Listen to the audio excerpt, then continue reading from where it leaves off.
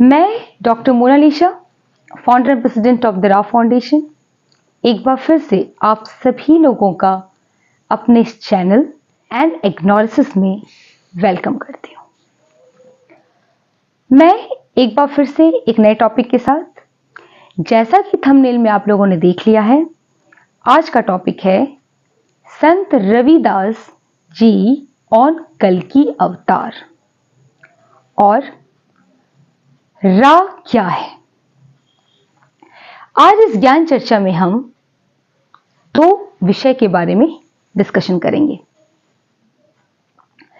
ज्ञान चर्चा आरंभ करने से पहले एक छोटी सी गुजारिश, हमेशा की तरह, अगर आप लोगों को मेरे द्वारा दिया हुआ ज्ञान सुनने में अच्छा लगता है तो मेरे इस चैनल को लाइक, शेयर, कमेंट और सब्सक्राइब जरूर से करें, क्योंकि आपके ऐसा करने से हमें बहुत मोटिवेशन मिलता है।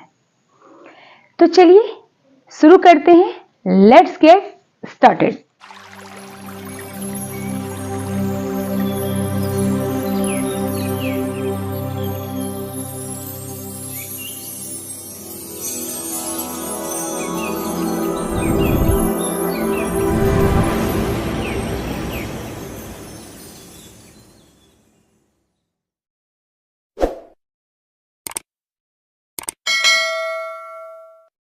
जैसा कि आज का विषय है रा क्या है और संत रविदास जी ऑन कल्कि अवतार। सबसे पहले आज पूरे टॉपिक का जो पहला पार्ट है उसको डिस्कस कर लेते हैं। जैसा कि आप लोग जानते हैं कि हमारी संस्था का जो नाम है वो है द रा फाउंडेशन। अब रा क्या है, वैसे तो इसके इंटरप्रिटेशन आप कुछ भी लगा सकते हो।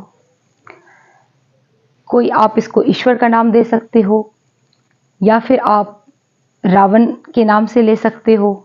वो तो आपके डिफरेंट इंटरप्रिटेशन है। पर हमारा जो रा फाउंडेशन है वो नाम उसकी जो पीछे एक हिडन रहस्य है जिसके लिए हमने इस नाम को लिया है, वो ये है कि जिस ईश्वर को सभी धर्मों के द्वारा छुपाया गया है, उस ईश्वर को उजागर करना, उस सत्य को उजागर करना और दुनिया के सामने लाना, जिसके लिए हमारी संस्था द रा फाउंडेशन प्रतिबद्ध है, उनके नाम पे हमारा द रा फाउंडेशन है। तो कहने का मतलब है कि जो आप ये रा देख रहे हैं, ये बेसिकली उस परमेश्वर का नाम है जिसे सभी धर्मों के द्वारा छुपाया गया है। और उस रहस्य से जो पर्दा उठाया जाएगा वो रा फाउंडेशन के द्वारा उठाया जाएगा, क्योंकि जो हिस्ट्री है, जिस हिस्ट्री में मैनिपुलेशंस हैं, जिस सच्चाई को छुपाया गया है उसको उजागर करना, उस सत्य को सामने लाना, ये हमारी प्रतिबद्धता है। तो आज ये हमने बता दिया आपको कि रा एग्जैक्टली है क्या।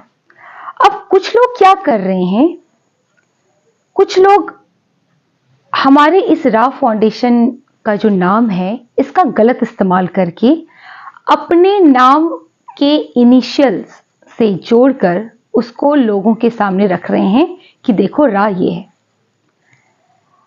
लोगों को भरमाने के लिए।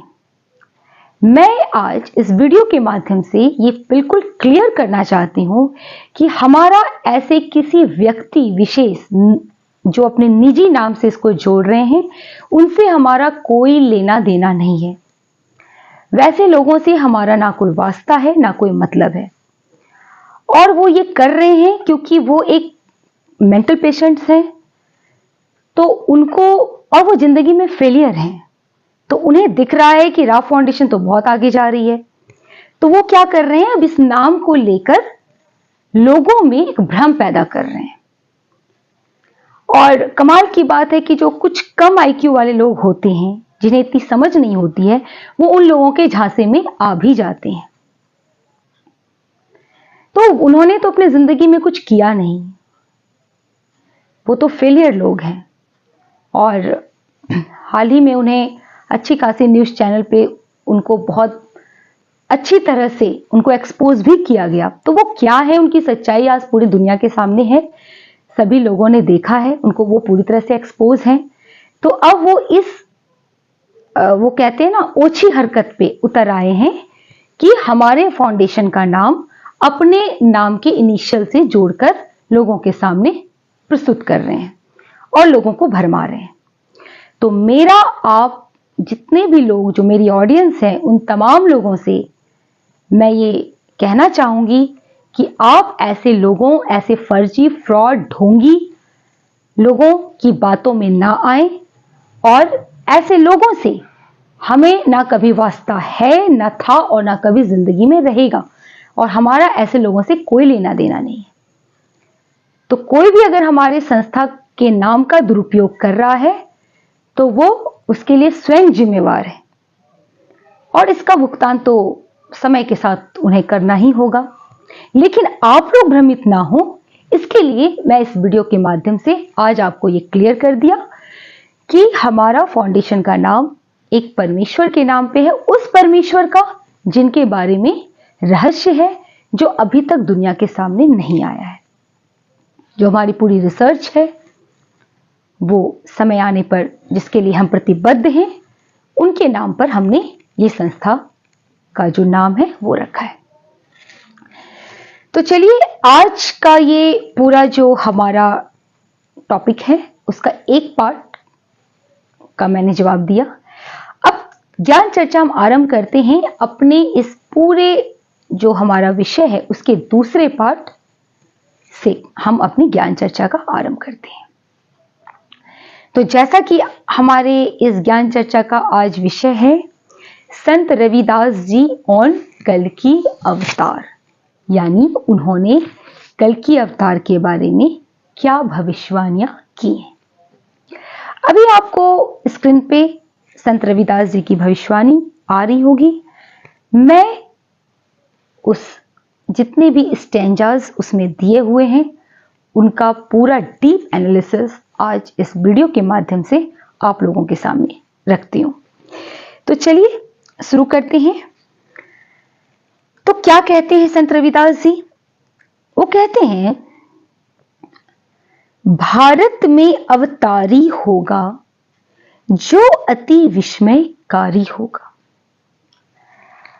अब देखिए संत रविदास जी ने यहां पे क्या कहा है, साफ वो क्लियर कर रहे हैं कि जो अवतार आने वाले हैं, जो इंडिया के हिसाब से कल्कि अवतार हैं, वेस्टर्न के हिसाब से वो ईसा मसीह हैं, और इस्लाम के हिसाब से अगर हम देखें तो वो ईसा इब्ने मरियम है वो एक ही। तो उनका जो अवतार होना है, उनका जो इनकार्नेशन होना है, वो कहाँ होना है? वो भारत की भूमि पर होना है।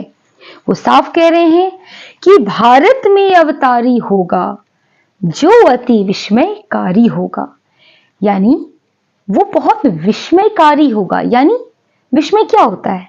जो आपको अचंभित कर दे, जो आपको आश्चर्य कर दे। किससे? अपने ज्ञान से।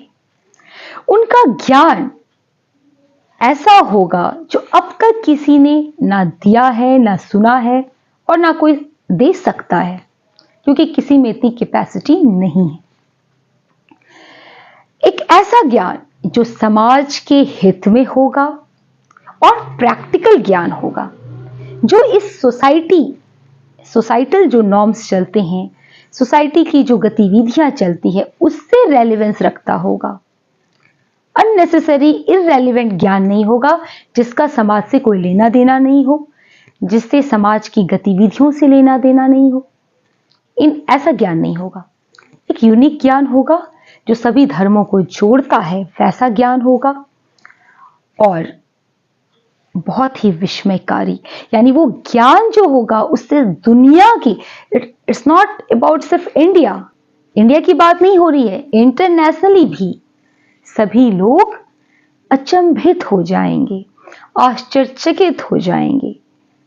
विस्मयकारी होगा।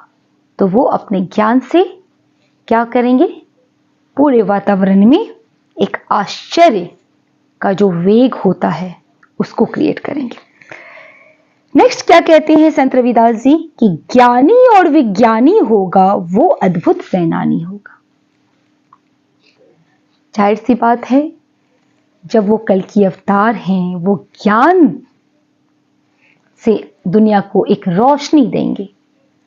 इतिहास गवाह है, जब जब अवतार आए हैं उन्होंने ज्ञान से ही रोशनी दी है। चाहे आप कृष्ण का आप गीता देख लो, क्या होता है, अवतार ज्ञान देते हैं। उन्होंने कर्म का ज्ञान दिया है ना, उन्होंने अर्जुन को कर्म का ज्ञान सिखाया, धर्म का ज्ञान सिखाया, और उस ज्ञान के माध्यम से दे तो वो अर्जुन को रहे थे, लेकिन वो पूरी समाज के लिए भी ज्ञान था। तो कहने का तात्पर्य है कि ज्ञान से ही रोशनी होती है, और जो अवतार होते हैं वो ज्ञान का ही रास्ता लेते हैं, क्योंकि ज्ञान से ही समाज में आप एकता, प्रेम, सद्भाव और अपनापन क्रिएट कर सकते हो, सारे क्योस को खत्म कर सकते हो। तो कहते हैं कि ज्ञानी और विज्ञानी होगा। ज्ञानी तो होगा क्योंकि वो उनका ज्ञान बहुत अद्भुत होगा, तभी तो वो ज्ञानी हैं, वो एक सत्य ज्ञान देंगे। और ज्ञान क्या होगा, विज्ञानी होगा, यानी वो बहुत साइंटिफिक होगा, ज्ञान लॉजिकल होगा, रेशनैलिटी पर आधारित होगा। जो लॉजिक माइंड है हमारा, उसको वो समझ में आएगी वो बात। तो जब कोई चीज साइंटिफिक होती है तो वो क्या होती है, रैशनल ज्ञान होता है। तो ज्ञानी और विज्ञानी होगा वो अद्भुत सेनानी होगा। अब उनमें एक क्वालिटी होगी, मतलब सेनानी होगा यानी एक लीडरशिप की क्वालिटी, जो अपना एक फोर्स बना सकता हो, अपने लोग बना सकता हो, अपनी सेनाएं बना सकता हो, और जो उनके लोग होंगे, उनकी सेनाएं होंगे, वो भी उनके लिए कार्य करेंगे और समाज के हित में कार्य करेंगे। तो वो एक अद्भुत सेनानी होगा, लोगों को जोड़कर, एक ज्ञान देकर के, एक मोटो के साथ वो समाज में रोशनी लाएंगे। फिर कहते हैं संत रविदास जी, जीते जी कई बार मरेगा, छद्म वेश में जो विचरेगा। अब देखिए, जीते जी कई बार मरेगा कहने का मतलब है कि वो जो उनकी जो जिंदगी होगी ना, वो बहुत स्ट्रगल वाली जिंदगी रही होगी। वो बहुत सिल्वर स्पून में तो ऑब्वियसली बात है पैदा लेंगे नहीं, उन्होंने बहुत स्ट्रगल देखा होगा। और उनके आसपास जितने भी लोग होंगे, चाहे वो अपने लोग ही क्यों ना हो, वो बहुत ही कुटिल, बेईमान और फरेबी लोग होंगे जो उनके साथ छल करेंगे। और अपने लोग भी ऐसे होंगे जो उन्हें बहुत दुख पहुंचाएंगे, जो उन्हें इस्तेमाल करेंगे अपने फायदे के लिए, और उनको बहुत इस चीज से वेदना होगी, क्योंकि वो तो एक बड़े होने के नाते अपना कार्य करेंगे, अपनी जिम्मेदारियों का निर्वाह करेंगे, लेकिन जो उनके आसपास लोग होंगे वो इसी चीज का फायदा उठा करके अपना फायदा देखेंगे और इनका नुकसान करने की कोशिश करेंगे।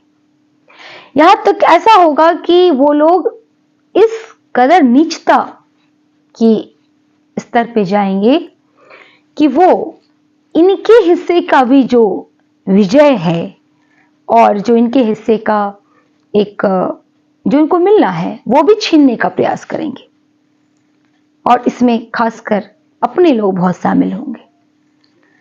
तो कहते हैं वो कि जीते जी कई बार मरेगा। आप समझिए, जब एक इंसान कि अपने लोग ही उसे धोखा दें, अपने लोग ही उसे ठगें, छलें, तो सोचिए वो इंसान कितनी बार मरता होगा, वो कितनी वेदना में रहता होगा, वो कितनी घुटन में रहता होगा। लेकिन सब कुछ सहते हुए, बर्दाश्त करते हुए वो जीवन का निर्वाह भी कर रहे होंगे। तो जीते जी कई बार मरेगा, छद्म वेश में जो विचरेगा।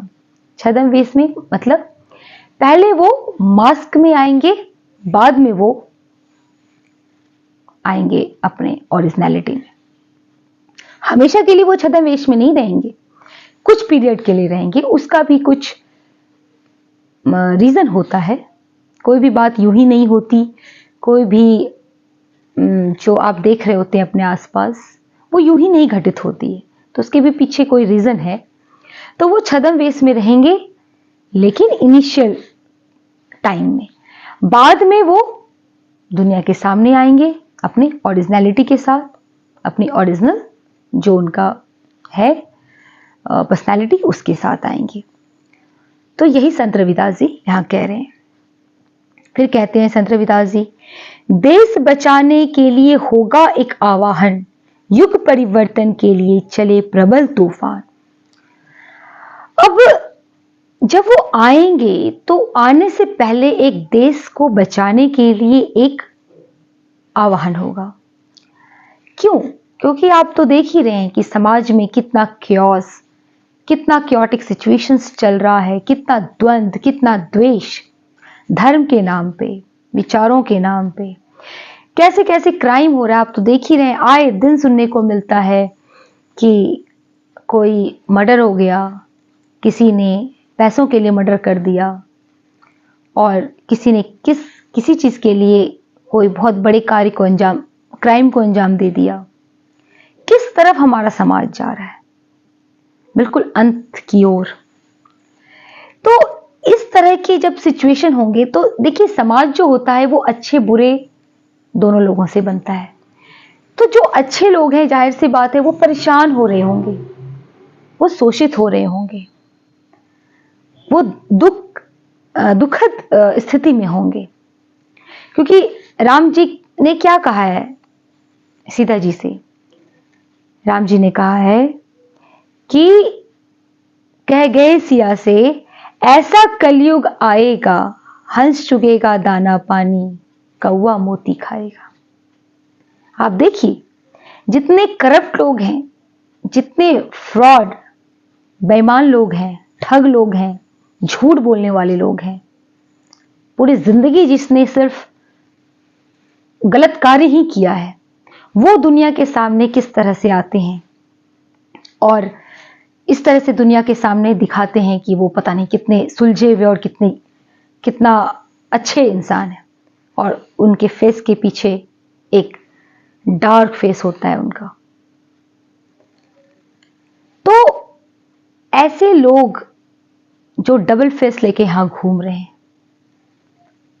डबल स्टैंडर्ड है उनका, और जीवन में सिर्फ बुरे कर्म ही किए हैं, लेकिन ज्ञान ऐसे देने बैठेंगे जैसे पता नहीं, खुद का उनका ठिकाना नहीं है, लेकिन दूसरों को चले हैं वो ये बताने के लिए कि ऐसा कर लो, वैसा कर लो तो कल्याण हो जाएगा, पहले खुद का तो कल्याण कर लो।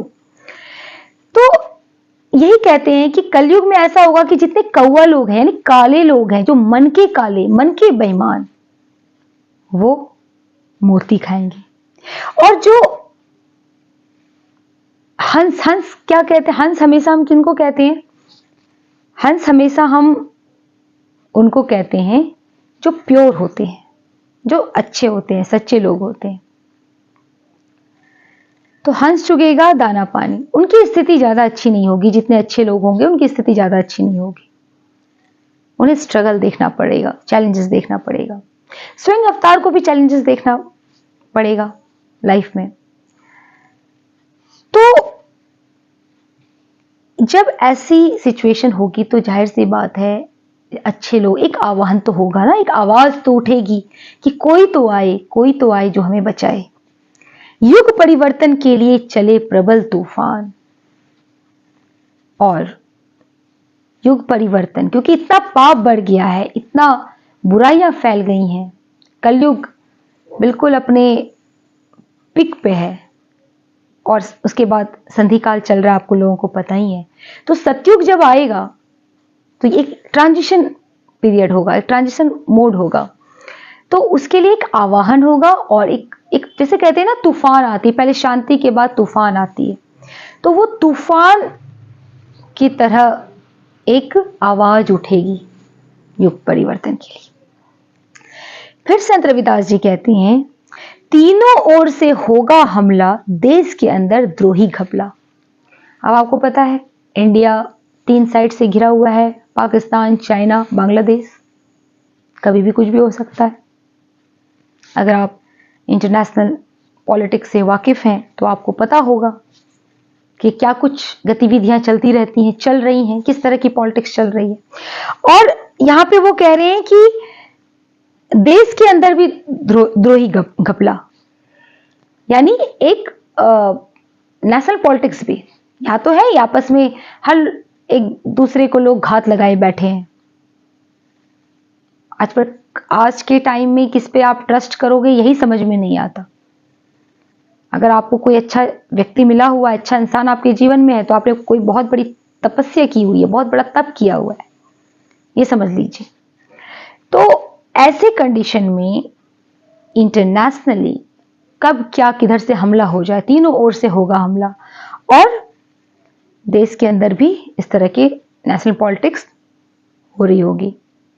सभी तरफ कोहराम मचेगा, कैसे हिंदुस्तान बचेगा। यानी सारी तरफ सिर्फ chaos chaos and chaos, churning situations, बहुत दुखद घटनाएं, दिल को दहला देने वाली परिस्थितियां। तो इस तरह के सिचुएशन होंगे और सभी तरफ कोहराम मचेगा। तो वो कह रहे हैं कि इस कंडीशन में हिंदुस्तान कैसे बचेगा। फिर वो कहते हैं, नेता मंत्री और अधिकारी जान बचाना होगा भारी। अब सिचुएशन ऐसी होगी कि आज जितने भी बड़े बड़े पॉलिटिकल लीडर बैठे हैं या कोई बड़े ऑफिसर्स बैठे हैं, किसी के बस का नहीं होगा सिचुएशन को कंट्रोल करना। तो सब अपने अपने घर दुबक लेंगे, सब अपने अपने घर भाग लेंगे, क्योंकि उनके हाथ में कोई कंट्रोल नहीं होगा, आउट ऑफ कंट्रोल हो जाएगा सिचुएशन। तो उस कंडीशन में सबके लिए उन्हें तो ये लगेगा कि हम अपनी जान बचा लें तो ही बहुत बड़ी बात। तो सिचुएशन ऐसी होगी कि जान बचाना भी भारी हो जाएगा। छोड़ सब मैदान भागेंगे, सब अपने अपने घर दुबकेंगे, और फील्ड में कोई नहीं उतरेगा। अभी जितने गॉड सिंड्रोम लोगों को हो रहा है ना, कुछ पता नहीं है क्या करना है, समाज के लिए कार्य कैसे करनी है, कुछ नहीं पता है। वो तो गॉड बन रहे हैं, लेकिन देखिएगा जब मुसीबत आएगा, जब इस तरह की कोई प्राकृतिक आपदाएं तो चलिए नेचुरल डिजास्टर्स तो ये तो प्रकृति का नियम है, वो चलता रहता है, लेकिन इसके बियॉन्ड भी बहुत कुछ हो रहा है। मैंने कहा ना, national politics, international politics, chaos, लोगों का माइंडसेट बिल्कुल बिगड़ा हुआ है, क्योंकि खान पान लोगों के सही नहीं है, लोग बहुत शैतानों ने घेर रखा है लोगों को, बुरी शक्तियों ने लोगों को घेर रखा है, उनके माइंड को, उनका सोचने समझने का विवेक बुद्धि भ्रष्ट हो चुका है, और अंधभक्ति में वो लगे हैं। उन्हें यही नहीं पता कि उन्हें करना क्या है। कई लोग तो गलत लोगों के साथ जुड़े हुए हैं और वो अंधभक्ति कर रहे हैं। तो ऐसे सिचुएशन में आप समझिए कि कौन आएगा बचाने, उनके तो बस का ही नहीं है। वो तो अपनी जान के लिए सोचेंगे कि हम कैसे बच जाएं। तो सब मैदान छोड़ के भागेंगे और अपने अपने घर बैठ जाएंगे जाके, क्योंकि बचाएगा तो वही मसीह, वही मसीहा जो सेकंड कमिंग है, जो कल की अवतार है, जो ईसा इब्ने मरियम है। अब कहते हैं संत रविदास जी, जिन जिन भारत माता सताई, जिसने इसकी करी लुटाई, ढूंढ ढूंढ कर बदला लेगा, सब हिसाब चुकता कर देगा। अभी आप देखिए भारत के साथ क्या हो रहा है, किस तरह की पॉलिटिक्स चल रही है। सब कुछ बेच दिया जा रहा है। लोन दिए जाते हैं, फिर उसको माफ भी कर दिया जाता है। भारत की इकोनॉमी अगर आप देखोगे, अर्थशास्त्र अगर आप उसका ज्ञान रखते हो, तो आपको पता होगा कि हमारा भारत किस तरफ जा रहा है। हमारा जीडीपी, हमारा जीएनपी, ये सब की स्थिति क्या है, हम इकोनॉमिकली कितना वीक हो चुके हैं, हमारे ऊपर कितने बर्डन्स हैं, फाइनेंशियल बर्डन्स कितने हैं, और ऐसे में कुछ तबके के लोगों के लिए क्या किया जा रहा है, उनको देकर भी उनका माफ कर दिया जा रहा है। तो ये बात उनके लिए कही गई है जो ऐसा कर रहे हैं। ढूंढ ढूंढ कर बदला लेगा, सब हिसाब चुकता कर देगा। यानी जितने अंधभक्त हैं, ये बात अंधभक्तों के लिए कही गई है कि एक एक को ढूंढ कर निकाला जाएगा और सारा हिसाब चुकता कर दिया जाएगा। भारत की भूमि के साथ पॉलिटिक्स करोगे तो उसकी माफी नहीं है। हमारे भारत को एक सोने की चिड़िया बोली जाती थी, वो है भी गोल्डन बर्ड। लेकिन आज का जो परिवेश चल रहा है, किस तरह से हर कुछ लोग बेचने पे लगे हुए हैं, प्राइवेटाइजेशन की आड़ में किस तरह का लेन देन चल रहा है, वो सब आप लोग न्यूज़ पढ़ते हैं तो आप लोग समझते ही होंगे। तो ऐसे सभी अंधभक्तों को ढूंढा जाएगा और सबका हिसाब चुकता किया जाएगा। अब संत रविदास जी कहते हैं कि चीन अरब की धुरी बनेगी, विध्वंसक ताकत उभरेगी, सभी तरफ संगीन लड़ाई, घाटे में होंगे ईसाई। अब चाइना और अरेबियन कंट्रीज ये एक हो सकते हैं, भविष्य में एनीथिंग कैन बी पॉसिबल। और इंटरनेशनल पॉलिटिक्स एक ऐसा विषय है जिसको समझना इतना आसान नहीं है, क्योंकि पॉलिटिक्स अपने आप में एक बहुत ही गूढ़ता का विषय है। तो यहां कब क्या हो जाए, अपना वर्चस्व कायम करने के लिए किस तरह का पॉलिटिक्स खेला जाए, ये कोई नहीं जानता,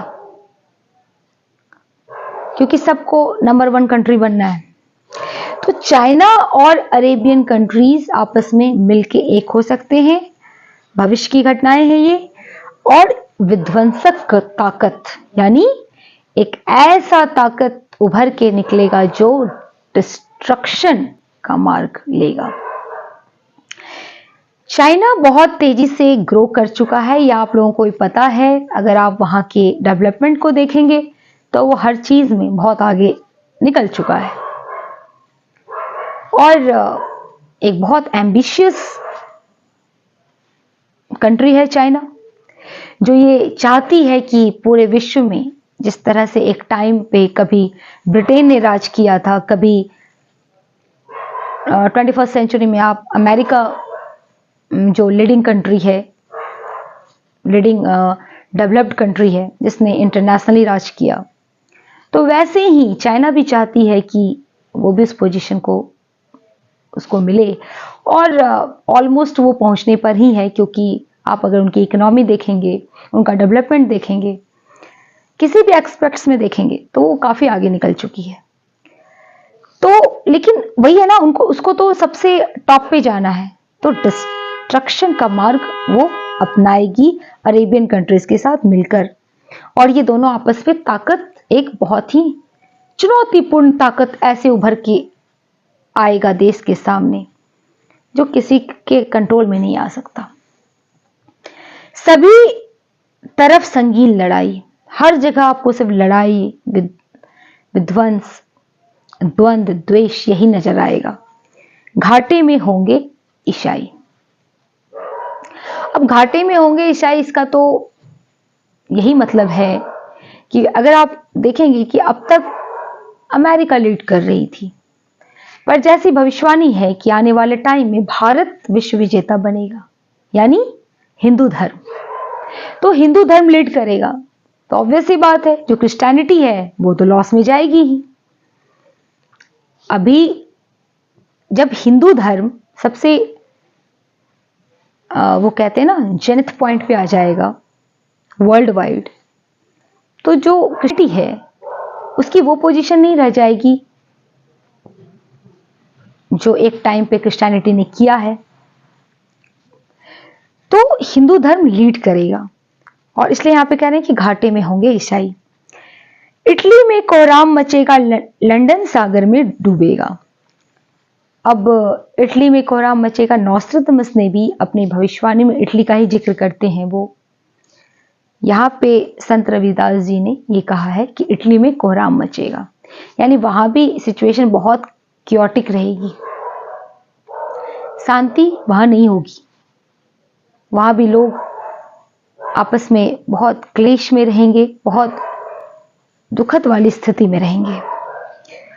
और लंदन सागर में डूबेगा, और लंदन के बारे में तो यही कहा जाता है कि वो सागर में डूब जाएगी।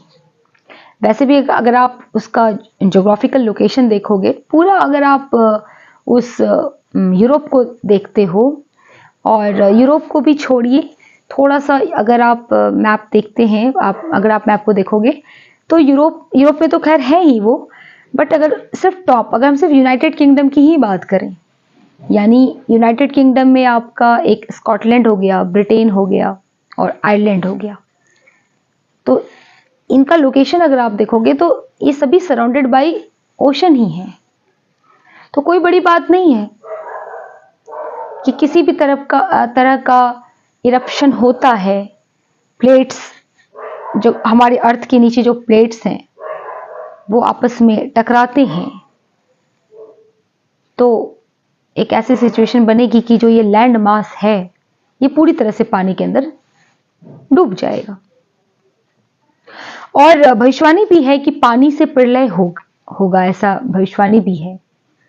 तो जब बहुत पानी, ओशन में बहुत पानी होगा, तो ऑब्वियस सी बात है उसका लेवल अप होगा वो, तो जो लैंड मास है उसको तो वो अपने में कंज्यूम ही कर लेगा, तो पूरे चांसेस हैं कि वो एरिया जो है वो डूब जाए। और इसीलिए भविष्यवाणी है कि लंदन सागर में डूबेगा। अगर आप इसको साइंटिफिकली भी समझेंगे तो ये पॉसिबल है। अब संत रविदास जी कहते हैं कि युद्ध तीसरा प्रलयकारी जो होगा भारी संगारी, भारत होगा विश्व विजेता, भारत होगा विश्व का नेता। यानी थर्ड वर्ल्ड वॉर की बात कर रहे हैं, तो थर्ड वर्ल्ड वॉर जो होगी वो बहुत प्रलय लेके आएगी। पहले और सेकंड ने भी तो बहुत प्रलय मचाया, लेकिन थर्ड जो होगा वो सबसे ज्यादा, क्योंकि आप लोगों को पता है कि यहाँ पे हम एडवांस जो होता है लेवल, अगर टेक्नोलॉजी के हिसाब से देखें तो हम बहुत जेनिथ पॉइंट पे हैं। तो यहाँ पे न्यूक्लियर वेपन्स और पता नहीं बहुत कुछ डेवलप हो चुका है, तो जो पहले नहीं था। पहले के अगर आप फर्स्ट और सेकेंड वर्ल्ड वॉर में देखोगे तो वो चीजें नहीं थी उस टाइम पे, पर दिस टाइम ये सारी चीजें हैं, तो प्रलयकारी तो होगा ही। और प्लस नेचुरल डिजास्टर्स भी हैं, क्योंकि इतना ग्लोबल वार्मिंग चल रहा है, तो ग्लोबल वार्मिंग की वजह से ये नेचुरल डिजास्टर्स हो रहे हैं। नेचुरल डिजास्टर्स ह्यूमन की ही देन है। हम प्रकृति को ब्लेम करते हैं, लेकिन जिम्मेवार इसका ह्यूमन वर्ल्ड ही है। हमने इतना जो हमारे पास अवेलेबल रिसोर्सेज है उसको हमने इस हद तक एक्सप्लॉइट किया एक साइंटिफिकली डेवलपमेंट करने के लिए, अपने फायदे के लिए, इस बुरी तरह से कि वो जो एक नेचर है वो पूरी तरह से डिस्टर्ब हो गई है। तो नेचर में अगर बैलेंस नहीं होगा तो डिजास्टर तो आना ही है। तो नेचुरल डिजास्टर्स ह्यूमन डीड्स की वजह से ही हुआ है। और वो कहते हैं ना, किसी भी चीज की अगर आप अति करते हो तो उसका जो प्रो इफेक्ट है वो बहुत बुरा होता है। कुछ टाइम के लिए तो आपको बहुत आनंद आएगा, मौज मस्ती सब ठीक है, आपको लगेगा सब अच्छा चल रहा है, लेकिन वो कर्मा लौट के वापस आता है। इसीलिए कहते हैं कि अपने कर्म बहुत सोच समझ के करो। अगर आप इसको ह्यूमन सोसाइटी के फॉर्म में देखेंगे तो जिस तरह का ह्यूमन के डीड्स रहे हैं, जैसा मैंने कहा कि नेचुरल रिसोर्सेज को एक्सप्लॉइट किया गया, तो उस हिसाब से नेचर के का एक्सप्लॉइटेशन हुआ है, तो वो कर्मा लौट के तो आना ही है ना। तो वो तो डिजास्टर के फॉर्म में आप देखेंगे, और इंडिविजुअल फॉर्म में भी मैं ये चीज लागू होती है कि अगर आपने जीवन में बेईमानी से, झूठ बोलकर, लोगों को ठग कर किसी का बुरा करने का कोशिश किया है, और खासकर किसी इनोसेंट को, किसी निर्दोष को आपने बलि का बकरा बनाने की कोशिश की है, तो उसका खामियाजा बहुत बुरा भुगतना पड़ता है, बहुत बुरा। एक एक कर्मा लौट के आता है। कोई अगर ये सोच के बैठता है कि मेरा क्या है, मेरा तो कुछ नहीं बिगड़ना, वो बहुत बड़ी भूल में है। क्योंकि ईश्वर क्या है ना, वो समय लेते हैं, पर जब वो दंड देने पे आते हैं ना, तो इंसान कहीं का नहीं रहता। तो आपको जो भी सजा मिलती है आपके कर्मों के आधार पे मिलता है, इसलिए अपने कर्म सही रखना चाहिए। किसी को भी इस तरह से हर्ट नहीं करना चाहिए। और इनोसेंट, जो बिल्कुल इनोसेंट है, उसका कोई दोष नहीं है, उसको भी अगर आप बेवजह परेशान करते हो, बेवजह आप रुलाते हो, बेवजह आप अपने फायदे के लिए, अपना एक ईगो शांत करने के लिए उसको हार्म पहुंचाते हो, तो फिर तैयार रहो वो प्रचंड रूप देखने के लिए ईश्वर का। तो ये चीजें इंडिविजुअल लेवल पे भी लागू होता है और human society as a whole पे भी लागू होता है। इसलिए सोच समझ के कर्म कीजिए, अपने एक एक कर्मों पे ध्यान दीजिए, क्योंकि जैसा आप बोएंगे वही आप काटेंगे। तो यहां पे संत रविदास जी कह रहे हैं कि भारत होगा विश्व विजेता, भारत होगा विश्व का नेता। अब इस तरह से जब युद्ध चलेगा और बहुत जो होगा भारी संहार, ये भी कह रहे हैं, मतलब बहुत संहार होगा, बहुत डिस्ट्रक्शन होगा, बहुत कुछ खत्म होगा, क्योंकि रिक्रिएशन होना है तो डिस्ट्रक्शन तो होता है, वो लॉ ऑफ नेचर है। कोई भी चीज आप नहीं क्रिएट करते हो तो पहले वाले को एबॉलिश करना पड़ता है, तभी तो आप न्यू क्रिएट करोगे। साइंटिफिकली भी आप इस चीज को समझ सकते हो कि कोई नई चीज लानी है तो पहले वाले का डिस्ट्रक्शन तो होता ही है, तो वो संहार होगा, तभी तो नया वर्ल्ड, नई दुनिया, नया युग का निर्माण होगा। लेकिन उस वक्त जो विश्व का विजेता होगा वो भारत होगा, वो भारत होगा। भारत विश्व विजयी होगा। जो एक टाइम पे पोजीशन कभी ब्रिटेन की हुआ करती थी, कभी अमेरिका की थी, अभी वो चाइना लेने के फिराक में चल रहा है। वो जब इस तरह की कियोस होंगे, जब इस तरह का सिचुएशन होगा, उस वक्त जो उभर के पावर निकलेगी वो भारत की सत्ता होगी। तो भारत उस वक्त विश्व का विजेता होगा और भारत ही होगा विश्व का नेता। इसीलिए कहा गया है कि जो अवतार आ रहे हैं वो वर्ल्ड लीडर हैं, विश्व का नेता, क्योंकि वो भारत से आ रहे हैं और वही वर्ल्ड लीडर है। तो विश्व का सबसे बड़ा नेता तो एक भारतीय हो गया ना। अब संत रविदास जी कहते हैं कि दुनिया का कार्यालय होगा। अब देखिए दुनिया का, अब ये समझिए कि इसी चीज को नास्ट्राडामस ने कहा इटली। उन्होंने कहा कि जो सेकंड कमिंग आ रहे हैं वो अपना जो बनाएंगे हेडक्वार्टर वो इटली में बनाएंगे।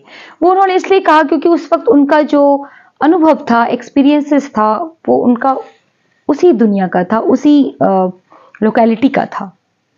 तो वो बाहरी दुनिया को नहीं देख पा रहे थे ना, तो इसलिए उन्होंने जो हम देखते हैं, समझते हैं, जिस हम भूमि पर, जिस पृष्ठभूमि पर हम रहते हैं, हमें उसी का अनुभव होता है, तो हम उसी की बात करते हैं।